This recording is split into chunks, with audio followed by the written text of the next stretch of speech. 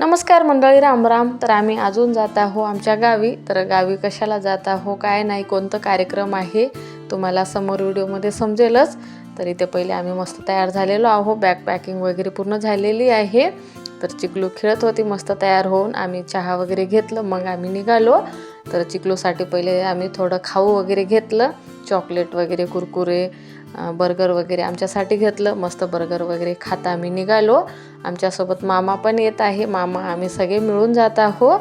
तर नवीन ट्रेंड आता ट्रेंडिंगचं चालू आहे ना, हा पण आम्ही चिकलूसाठी घेतलं. तर ती दिवसभर काढतच नाही, मस्त खेळतच असते.